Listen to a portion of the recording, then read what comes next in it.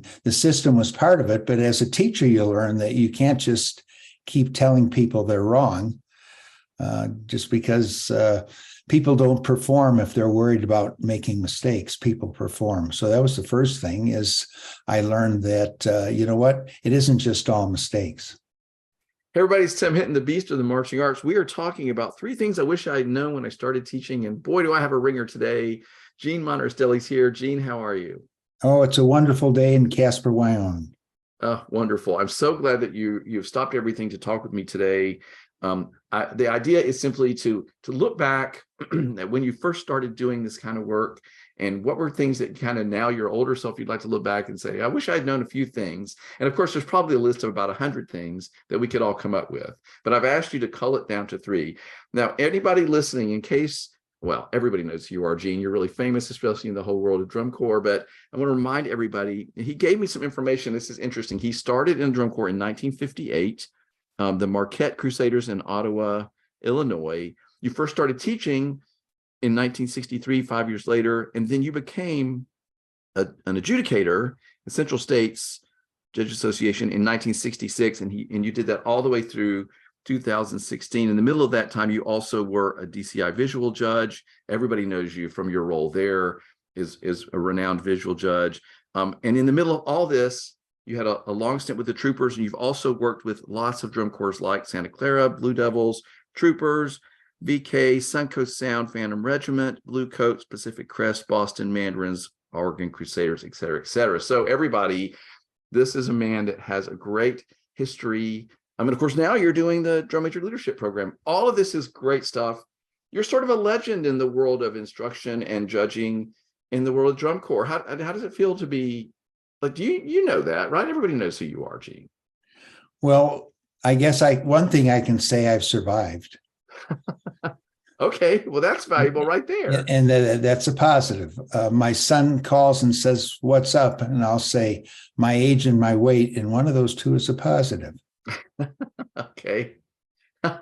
Well, I'm really excited that and I thought, okay, I wanted to talk to a variety of people, and I was so excited that you agreed to talk with me about this because of this perspective of all of these years in drum corps. Actually, sometimes, Gene, we just need to talk about how you've been able to stay excited and involved in drum corps over all these years, because a lot of people sort of burn out and off they go. So that's whole another conversation. But for today, 3 things you wish you'd known when you started. What do you have first off for us? Well, first of all, I came into drum corps when there was a 100-point system, and 90 points of that were ticks. In other words, mistakes. So, and when I came into drum corps, unlike now, almost everyone who taught in drum corps had been in drum corps, and we did not have a lot of teachers. We just had people who had been in drum corps, and they grew up under the tick system, and I did also. So everything from a practice standpoint was geared around getting rid of mistakes. So, we focused on that. And that's just kind of the thing there. And obviously over time, we learned that isn't everything. And the system was part of it. But as a teacher, you learn that you can't just keep telling people they're wrong just because people don't perform if they're worried about making mistakes. People perform. So that was the first thing, is I learned that, you know what, it isn't just all mistakes.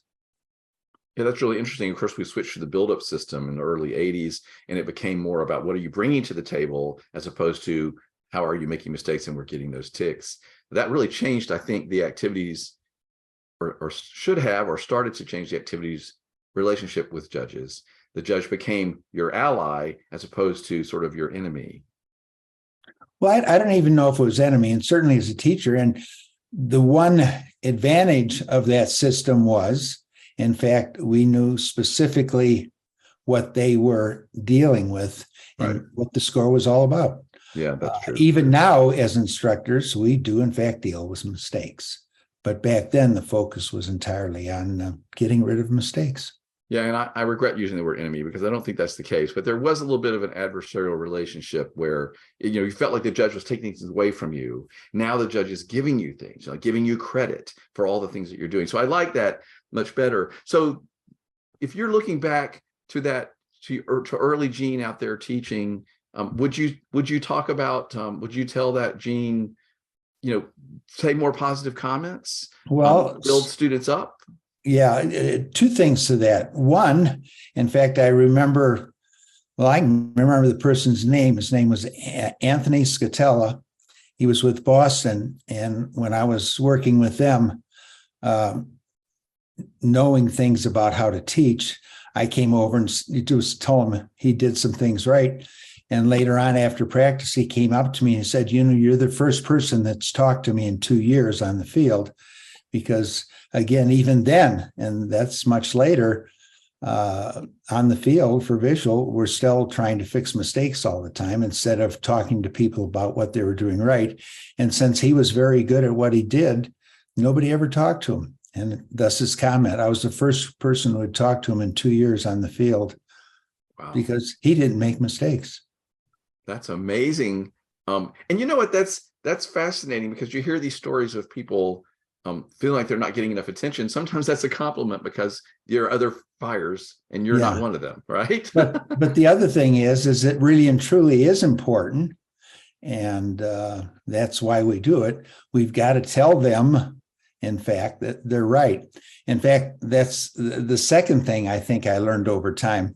When you're working on the field, I always made a point when somebody did something right, I said it loud enough so the people around them knew that I had recognized they had done things right. And when I was working with somebody who had a problem, I tried to make that conversation between me and him or me and her. So make the positives for the world, and the negatives or the problems, that's between you and the student. So that was the second thing over time I learned. You're a lot more effective that way. So the first thing, it isn't just mistakes, so it's important to get to positives. And then the second thing is play up the positives, and the negatives or the problems, that's between you and the individual student. I love that you mentioned that, because I think it's very powerful to use someone as an example, right? Like my friend, Dr. Mary White, is wonderful at this. She'll be standing in front of a color guard and she'll be like, did everybody see how Susie just did that? Like, that was amazing. The way that she did her flag, whatever. And then Susie's being built up and excited, and everybody's like, well, I want to look as good as Susie. Like, it's contagious when you're giving someone compliments. So I love that you're doing that out loud, but then not saying the negatives out loud as well. I like that a lot. Mm-hmm. And then the third thing, and this is something just more of a philosophical thing and an approach to practice, and it may or may not happen within the group. But the third thing is there's a training practice and there's performance practice. The days that you do not perform, or the part of the day you're not performing, you're getting more involved with problems, you're solving problems. That's positive and negative. When it gets down to that last practice before a performance, psychologically, you want them geared to performing. So anything that I would ever do that last practice before a performance was always play up the positive. You're talking to them about positive things. The only time I would ever deal with a problem is if it was a major problem. If it was an individual mistake, such as life, it was a mistake. But the only time you deal with problems when you're getting ready for a performance is something that has to be fixed right now. But everything is geared around what they are doing right. Because when you're performing, if you go out and perform, that's one mindset. But if you go out trying not to make mistakes, you know what?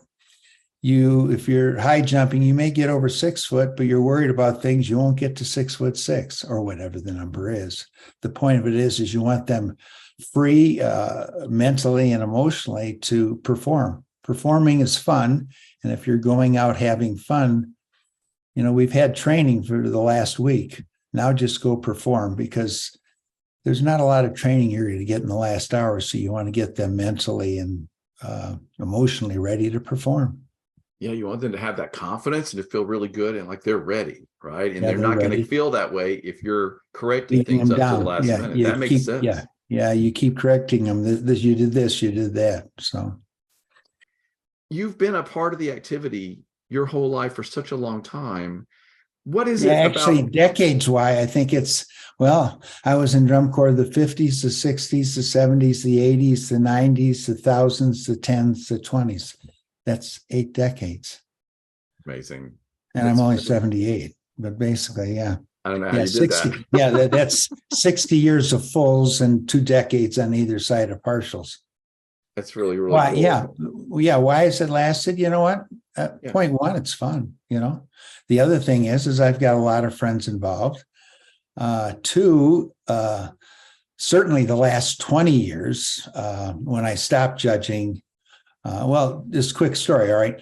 A couple times I took sabbaticals. In the mid 80s, I took 2 years off from judging and just spent 3 days here, 4 days there, and all that kind of stuff. And,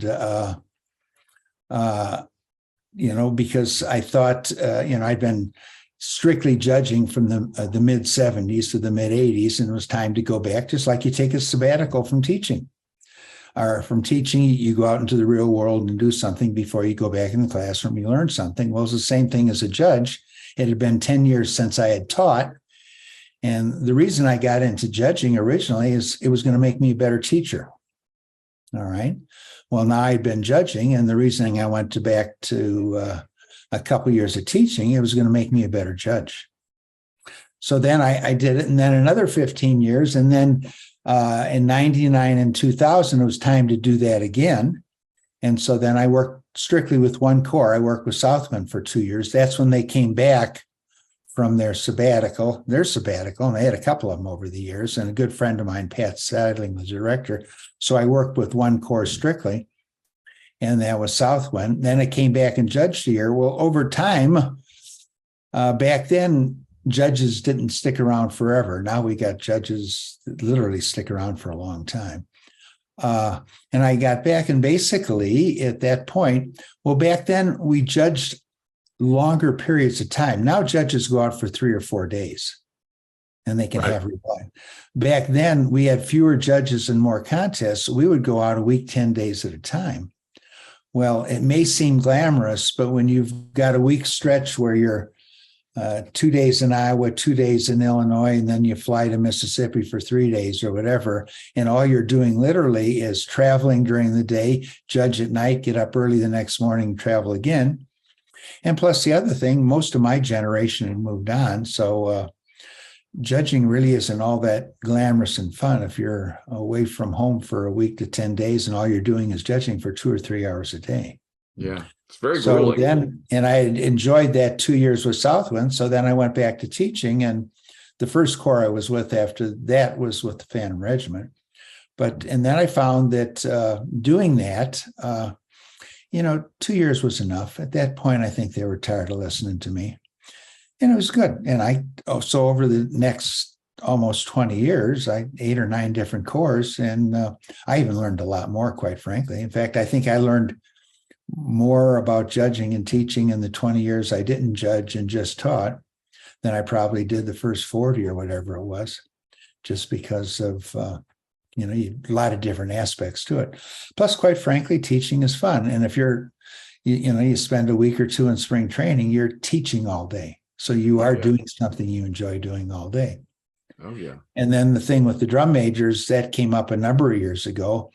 And what I found there is and in your teaching too, the drum majors in a unique situation where they're not staff, but they have responsibilities of staff, and they don't have the fun of being performers all the time because they have responsibilities.